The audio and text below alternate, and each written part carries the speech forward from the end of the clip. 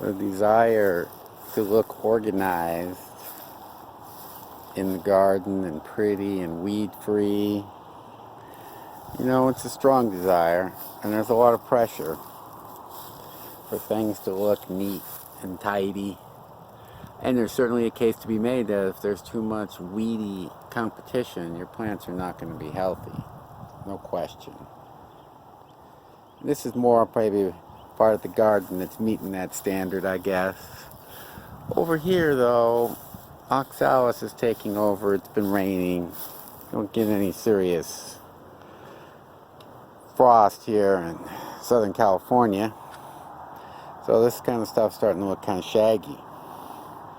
And I looked over here and I go, whoa, I think that's a carrot.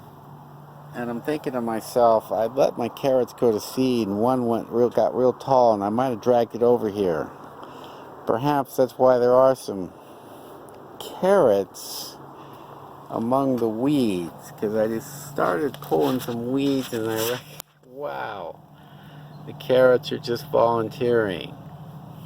And then while I was in here, I also noticed, oh, I also have a sweet pea and another carrot, and I believe I spotted another carrot over there. And here, I believe that's oregano. Greek oregano, I think. In any case, the shaggy garden allows for this. Especially if you just don't use too many chemicals at all.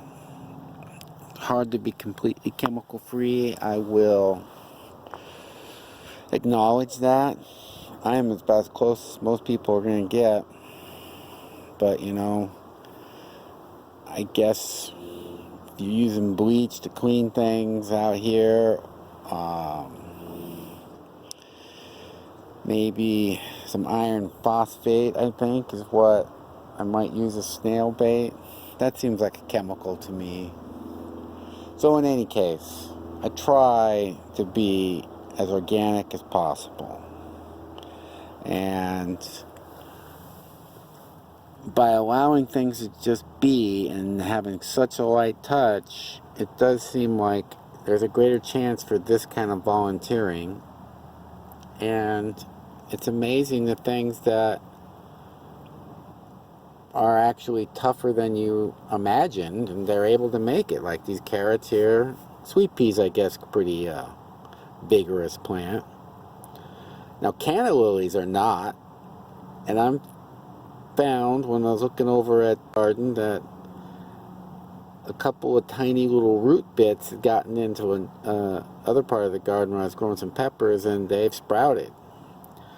So I got some calla lilies. More. I have a bunch of those.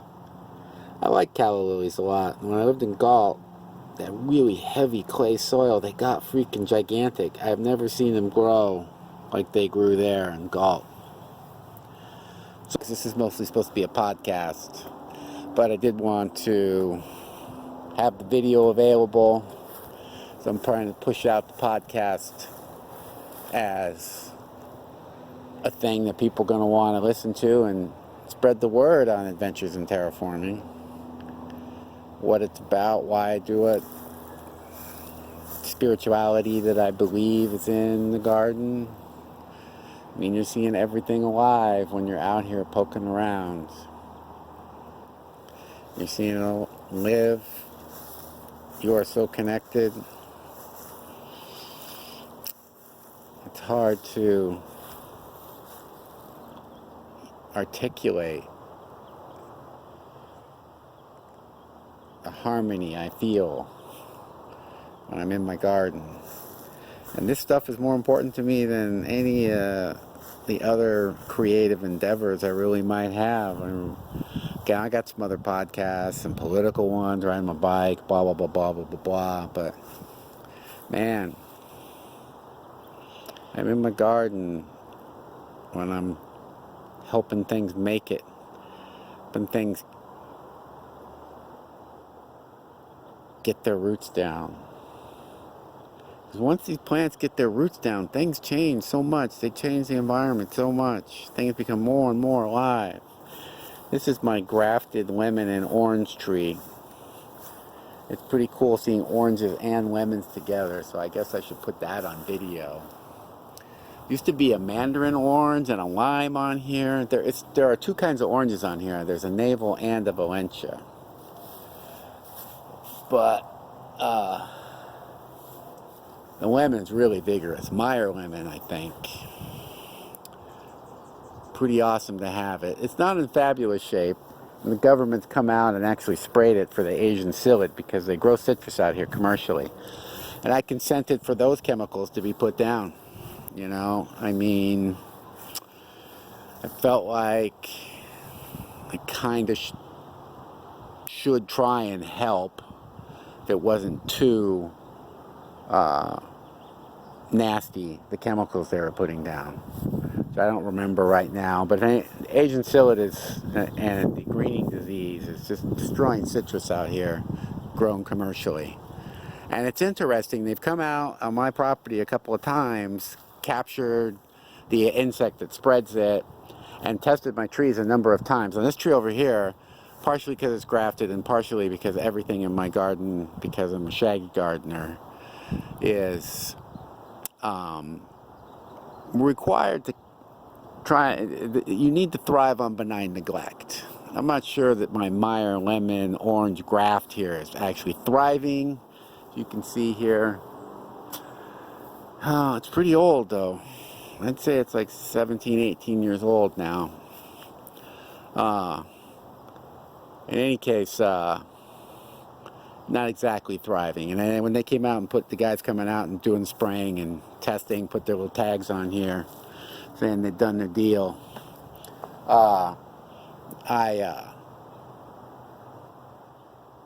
admitted that I might have neglected it a little bit, but they did do their tests, and they said, you know, I'd get an answer real quick, and it's been months now. In fact, what is it? There's a date on here, I think. 10/9. So it's been over 2 months. I do not have the disease. Again, everyone looks over here, and you go organic, you're not spraying, you're not doing this, you're not doing that.